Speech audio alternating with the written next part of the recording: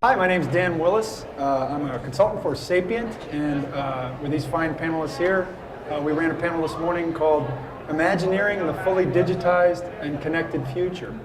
And now we want to talk about it a little bit. It's going to be a little difficult without them seeing the slides, but we're going to fill that in because we're very talented people. So the idea was, what each of these people did, we took a waking day and we broke it up into 4 segments, and then each of us took 4 hours that we talked about what it's like in the year 2015. We actually fast forwarded the audience and said, you are now in 2015. And we showed some slides and we told a story about working your way through the day. And now, as a follow-up to that, the thing that drives the whole process is in 2015, it's not just being futuristic. It's saying, no, there's 2 key points. Everything that could be digitized has been digitized. And every connection that anyone could make to someone else, they now can make. There's no boundaries to it. So everybody's connected, everything's digitized. Now, look at your life and tell me what's different, what's changed, how does it work? So the rest of the people on the panel are Tim Reuter from Perfect Market. Thank you, I always get that part wrong, I'm sorry.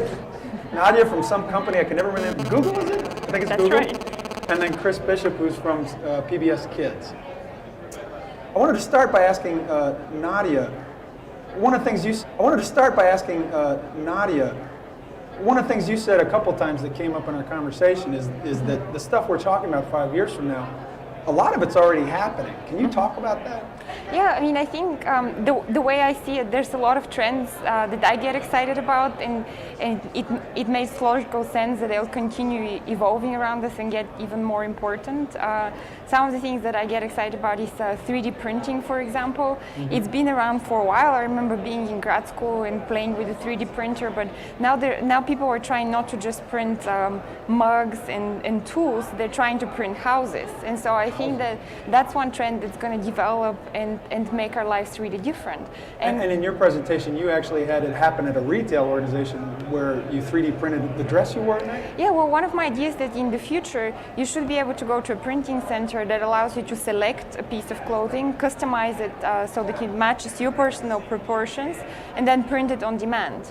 But I also think that coupled with the interest that all of us have for being eco-conscious, I think that 3D printing is also going to allow us to create things that are designed to be cradle to cradle, mm-hmm. As in we're going to be able to create something in the same breath that we're able to destroy it and turn it to its original materials. So when I get a dress to go out with, I'm hoping that I don't need to keep it in my wardrobe, but I can return it back to the printer and it will be decomposed so that it can become something else.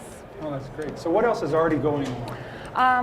Another thing I'm really passionate about personally is the interest in dashboards and in self-tracking.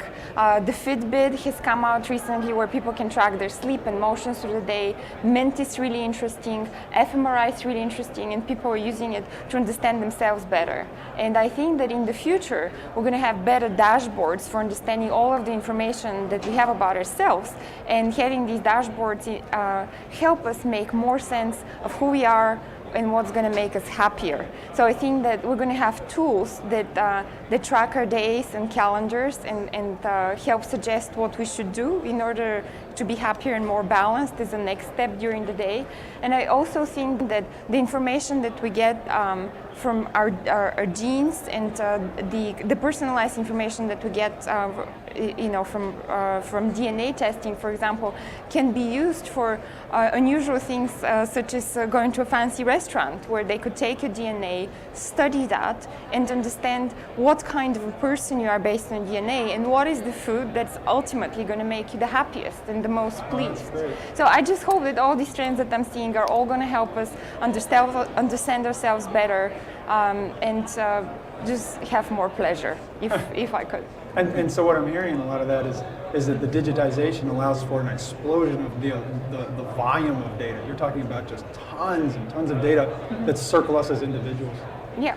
Chris, I wanted to talk about you. So we fast forward 5 years. We say everything is digitized.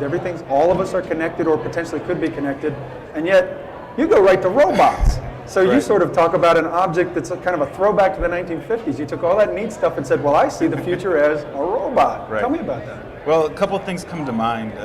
First of all, in my art, I paint robots. So when I was doing this creative exercise, my brain kind of went to robots, you know?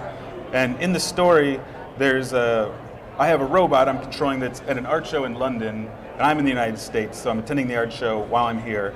And it just kind of made sense that the paintings were robots and that I would be a robot there attending. But other than that, the funny thing is, when I was thinking about it, it never crossed my mind that the robots would be like an antiquated thing. You know, I saw this robot as like a very simple step forward, you know, for like more advanced, powerful robots to come. This one couldn't. Its face was just a video screen of me, and I controlled it remotely. But it didn't even really do anything on its own. You know, it's just like a remote control car somewhere else. It became an extension of you in that ability to connect to people in a physical way. Exactly. That was neat. And another thing that I think was a key to what all of us were talked about is you don't throw away the past. The past becomes the future. So robots made perfect sense. Exactly. And a future without robots is like a sad thing, right? Like That's true. No one wants to picture that. We all want to be happy in the future. That's true. So Tim, you've talked a lot about this idea of an annotated world rather than just augmented reality, sort of a bigger piece of the annotated world. What does that mean? Well, in a very real way, it gets to not just the information that you're looking at in augmented reality, but the way in which you experience that information. And as an example, you use a device like my iPhone here and pull up an application like Layer, which will overlay on a photo a map of what's around you. But what I find with current augmented reality like that is that you're always looking down and up. And so you may see the street sign of the building in front of you on the camera, but then you look up. So there's a mediation that takes place with the current devices.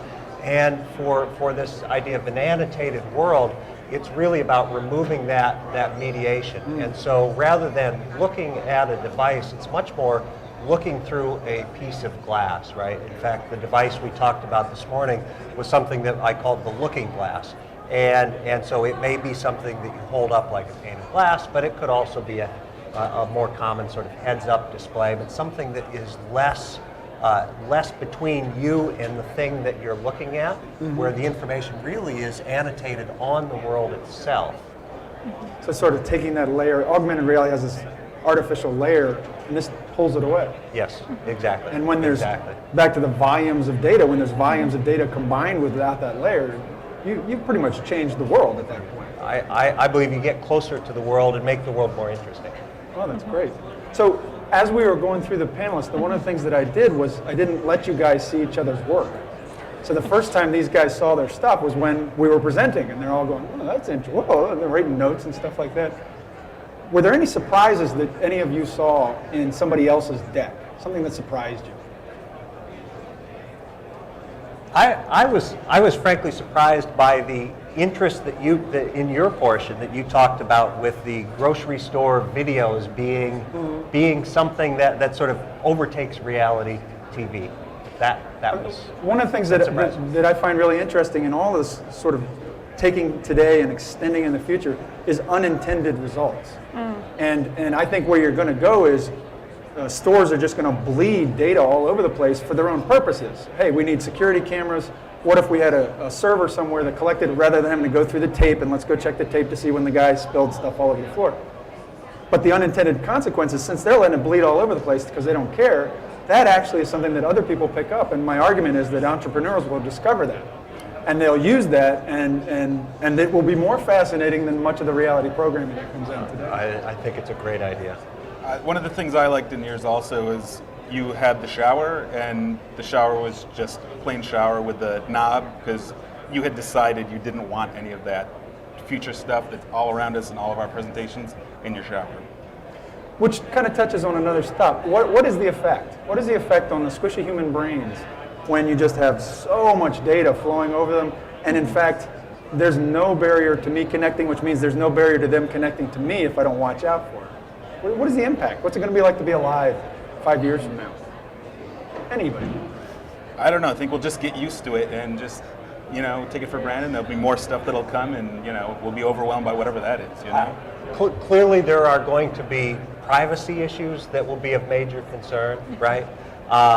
Filtering issues, right? The idea of information anxiety and information overload is something that we're dealing with now, but we're going to have to become much better at it in the future. I hear both of you, especially the thing that we get used to what seems impossible. It's not too hard to look back 5 years ago from 2010, 2005. There's certain things you'd say, well, this will never work. And then 20 years before that. And we could just get used to all of it. So Right. I think that's probably- Well, I want to thank you guys for the time here, and especially thank you for being on my panel. You are absolutely my favorite panelists ever. You all rocked. And that's it. Thanks very much. Great. Thanks, Dan. Thank you.